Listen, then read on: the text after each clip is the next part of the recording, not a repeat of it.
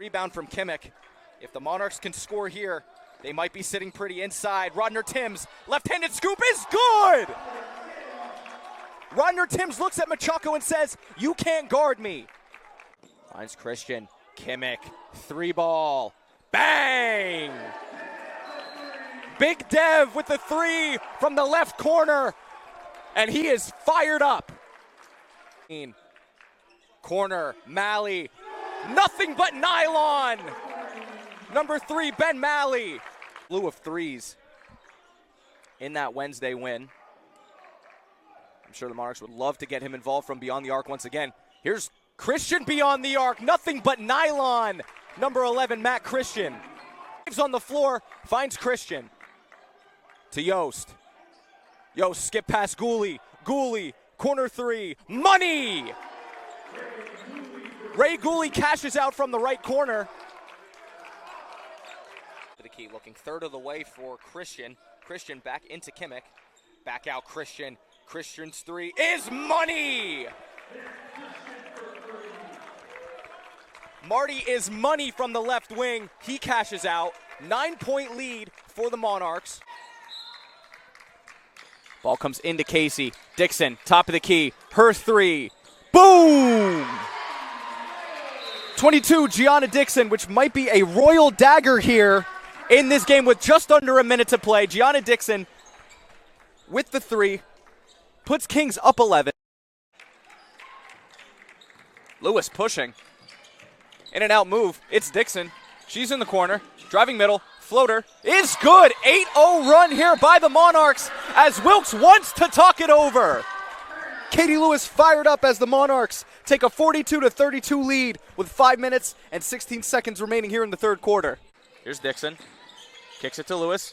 Lewis to Aferio. She drives baseline. Kicks to Casey. One more to Long, who just hit a 3. Here's another. Bang! Grabbed by Gooley. Jaden Hall. His 3 is good. Jaden Hall tells the Red Dragons to get it out of the net for him. Kings will look to take the last shot of the half. Here comes Malley. Malley to Christian. Excuse me, to Carnish. Carnish to Christian. Christian's deep 3 is good. Matt Christian from way downtown. And the Monarchs will head into the locker room with a 1-point lead at the courtesy of number 11, Matt Christian. 19 total rebounds, 3 offensive.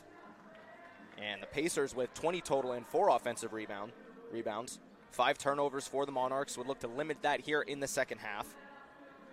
I think the zone did a really good job of slowing them down, and the Monarchs got a little 3 happy. And again, not much wrong with that, but when they're not falling at a consistent rate, you might need to look somewhere else. And they did that a little bit, looking for Jaden Hall inside, breaking the zone, getting it into the middle, where he just operates so well in the mid-range area. The Monarchs with 17 bench points, which is huge, and 10 of them coming at the hands of number 11, Matt Christian. There have been 8 lead changes this game, so lots of back and forth in that first 20 minutes. Would not be surprised if it's similar here in the second half. And most jarring, in my opinion, is only 1 trip to the line for the Monarchs. And partly that is because of the zone. It's tough to get to the hoop when they're playing a 1-3-1 zone, but 1 trip to the line for the Monarchs, isn't really going to cut it. So I would like to see them get into the paint a little bit more this half, but we will see if that happens. Here we go. Monarchs fakes the handoff with Kimmich. Finds Hall. Hall open for 3. Got it! Jaden Hall for 3, and he gives the Monarchs the lead. Is there with Prochak. Rodner Timms more than capable of bodying him up with his strength. So I think Rodner Timms, his defense and his strength is really what will not show up in the box score, and what really keeps him on the floor and what makes him so important in games like this for the Monarchs. Yeah, 100% agree. Rodner Timms also a player who's very shifty and fast, who can fill in those pockets, and I think that's kind of what gives him an advantage over other players currently in the conference. Rodner Timms does a very good job of changing speeds and changing direction. It's very hard to do in changing speeds, that is. You know, a lot of players, they're either slow, methodical, just for an NBA comparison to Kyle Anderson of the Warriors. His nickname is Slow-Mo. He plays at the same pace every single game, and it's very, very slow. Whereas someone like Tyrese Maxey or De'Aaron Fox plays at 100 miles per hour every single play.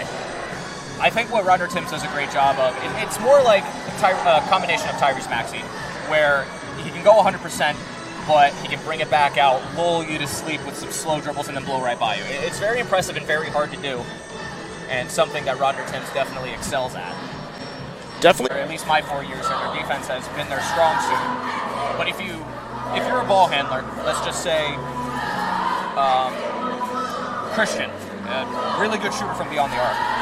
If you're coming off a pick and you notice that your defender goes under the screen, you have to pull that right away if the big man is not hedging up high. If you have an inch of daylight to shoot that three, I think that's what they're going to have to look for. You don't want to get too three happy, but down 14 with 11 and a half minutes to go, you might need to start firing up some threes. Not bad shots, you still want to get good shots, but if you have a three, don't hesitate, you got to take it. Who do you count on for those inside-out plays here at Kings? I think Kimmich would be the one to pass it. Kimmich has very good court vision, so if he catches it down low and he sees a defender coming down to help or scratch a little bit, he's got to kick that out right away. So he's the one that I would like to see kick it out, and I would like to see Christian and on the floor right now, Mally spot up. Those are two really good shooters. As the Monarchs look like they're going zone here. Shake things up, slow down the Cougars. Just rebounding is tough out of a zone. We'll see if they do it here. They do. Ball finds Mally.